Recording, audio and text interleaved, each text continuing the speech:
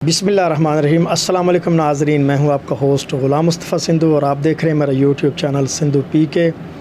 नाज़रीन, आप देख रहे हैं इस वक्त मैं डॉक्टर सलीम जवेद साहब के क्लिनिक में मौजूद हूं और आज हम जिस मर्ज़ पे बात करने वाले हैं वो बहुत कॉमन मर्ज़ है और आजकल जो है अवाम में बहुत ज़्यादा जो है उसके जो असरात हैं वो आ रहे हैं और लोग बड़े परेशान हैं। तो स्पेशल मेरे व्यूवर्स ने कबल से एक वीडियो मैंने डाली थी, उस पर कमेंट करके बार बार कहा है मुझे कि आप किसी होम्योपैथिक डॉक्टर साहब से जो है ना हमारी इस मर्ज़ का इलाज और इसके जो मामलात हैं इसके बारे में बात करें। तो आज स्पेशली मैं अपने व्यूवर्स के लिए ये वीडियो लेके हाज़िर हुआ हूँ और मैं उम्मीद करता हूँ कि आपको इससे बड़ा फ़ायदा होगा। तो अपनी वीडियो को करते हैं आगाज़। अस्सलाम वालेकुम। जी वालेकुम अस्सलाम।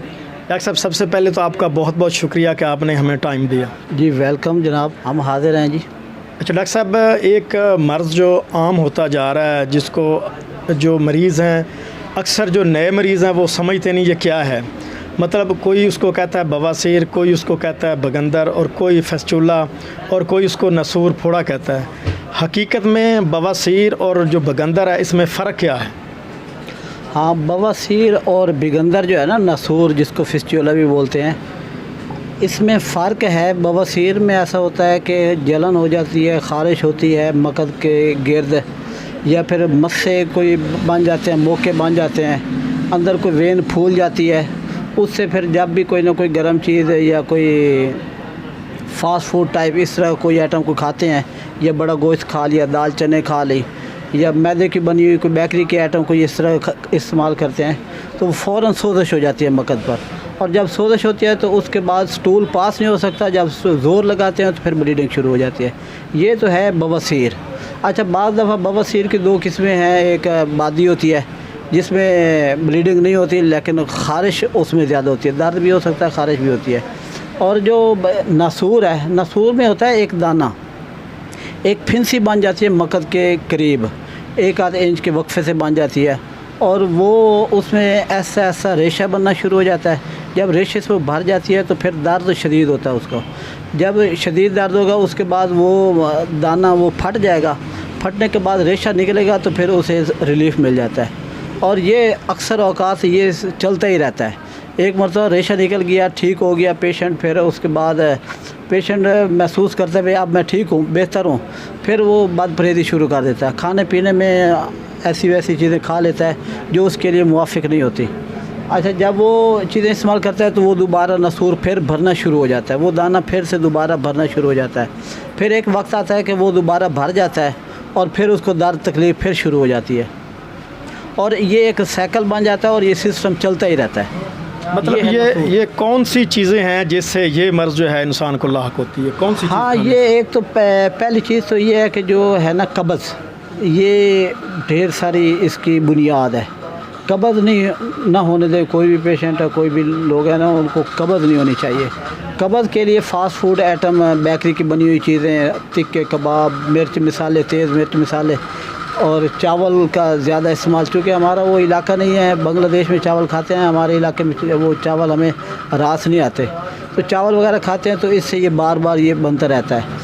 हमें जो है ना अपनी फ़ोकस करना चाहिए अपनी ख़ुराक पर, और ख़ुराक जो है ना वो हमें खानी चाहिए नेचुरल, सादा ग़िज़ा। आजकल मैदे वाली जो चीज़ें खाते हैं ना उससे ये तकलीफ़ ज़्यादा हो जाती है। तेज़ मिर्च मिसाले वाली चीज़ें खाते हैं तो उससे भी तकलीफ़ ज़्यादा हो जाती है।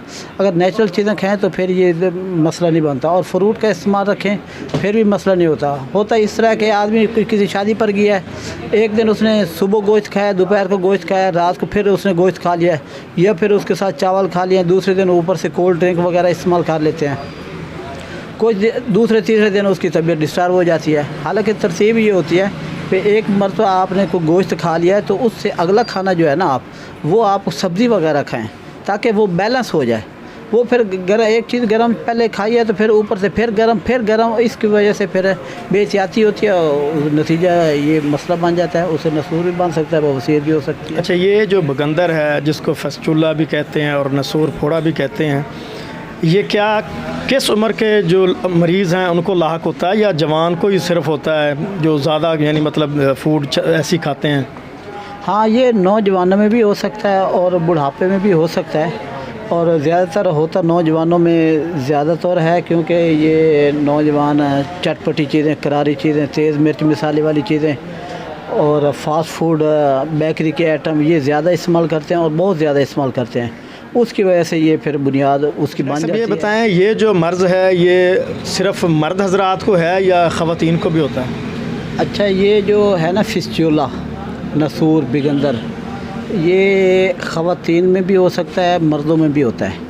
अच्छा, मर्दों में इसलिए थोड़ा सा ज़्यादा इसकी मिक़दार ज़्यादा होती है ख़वातीन की निस्बत, क्योंकि मर्द हजरात फ़ास्ट फूड और होटलिंग वगैरह ये ज़्यादा करते हैं और ख़वातीन इसमें ज़रा कम मुलव्वस होती हैं। अच्छा, जिस तरह आपने अलामात बताई, किसी मर्द को या किसी औरत को ऐसी अलामत ज़ाहिर हों, वो शर्माते हैं, क्योंकि ये जगह ही ऐसी होती है मक्कद के लोग जो शर्माते हैं बात करने से, तो आप क्या मशवरा देंगे अगर किसी को ये अलामत ज़ाहिर हों तो उन्हें फ़ौरी तौर पे क्या करना चाहिए? हाँ, इसमें वैसे शर्माने की बात कोई नहीं है। मर्द कोई भी हो उसका इलाज है, और अल्लाह ताला ने ऐसी कोई मर्द पैदा नहीं की जिसका इलाज नहीं पैदा किया। तो इसके अलावा बीमारी छुपाना गुनाह है, ये हदीस है बाकायदा, बीमारी छुपाना गुनाह है। और जिसको तकलीफ़ है वो फ़ौरन अपने करीबी किसी होम्योपैथ डॉक्टर के पास जाए और उसका ट्रीटमेंट ले। और इसका अच्छा ट्रीटमेंट होम्योपैथिक में है। इसमें अक्सर डॉक्टर हजरात वो कह देते हैं भाई इसका ऑपरेशन करवा लें। काफ़ी सारे लोग हमारे पास तो ढेर सारे लोग आए हैं, 20 लोग आए हैं जिन्होंने ऑपरेशन करवा लिया है और उसके बाद दोबारा उनको फिर तकलीफ़ हो गई है। और ये मसला फिर बार बार ये रेशा वगैरह ये चलता रहता है, कपड़े ख़राब होते रहते हैं। इसका ज़्यादा बेहतर जो अच्छा इलाज है ना वो होम्योपैथिक है। इसमें थोड़ा सा देर पा है, कुछ टाइम इसमें लग जाता है, 5-6 महीने 8 महीने इसमें लग जाते हैं।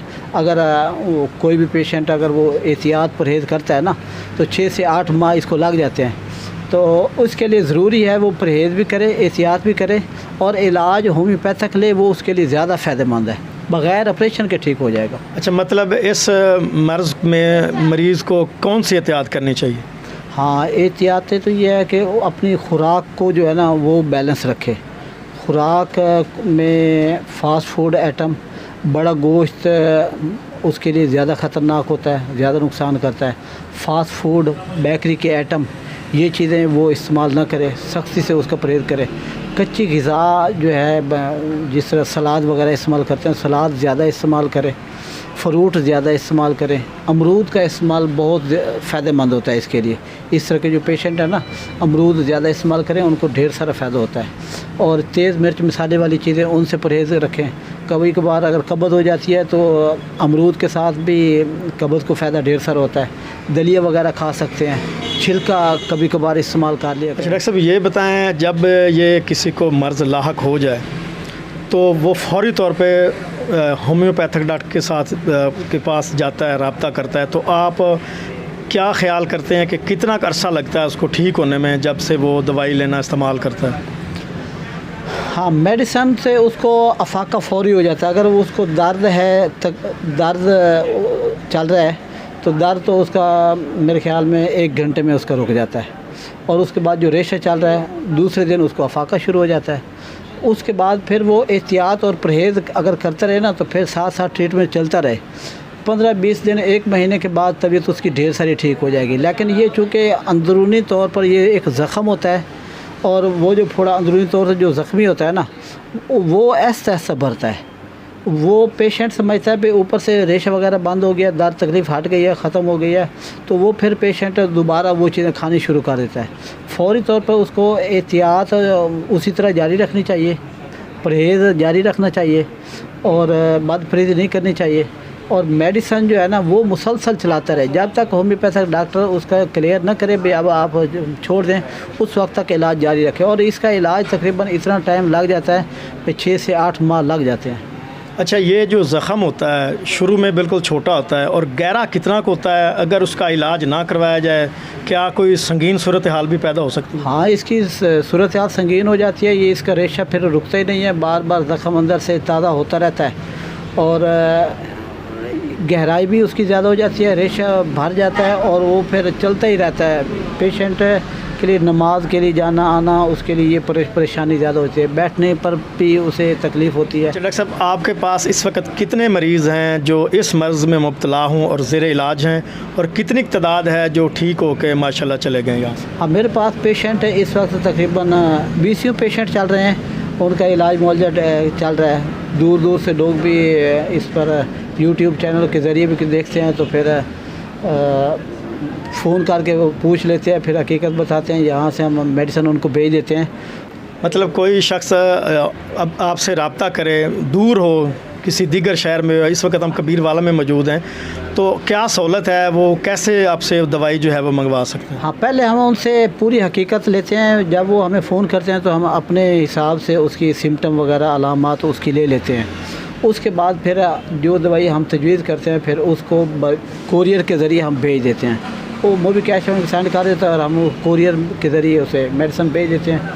15 दिन की या महीने की दवाई भेज देते हैं, और इंशाल्लाह अल्हम्दुलिल्लाह ढेर सारे पेशेंट हमारे ठीक भी हो गए हैं। उनको मेडिसिन चल रही है, बिल्कुल फिट हैं, उनके फ़ोन आते रहते हैं, बताते रहते हैं।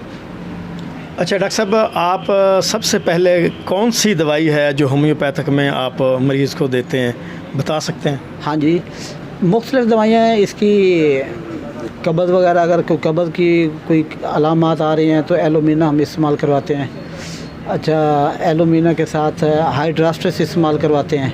अच्छा, जो फिस्टुला के केसेस हैं, सलेशिया इसकी बहुत ज़बरदस्त दवाई है और बहुत ज़बरदस्त इफ़ेक्टिव है, इसका रिज़ल्ट भी बहुत अच्छा है। सलेशिया इस्तेमाल करते हैं। कैलेंडोला इसकी बेहतरीन दवाई है, कैलेंडोला इस्तेमाल करते हैं। और काली कार्ब इस्तेमाल करते हैं।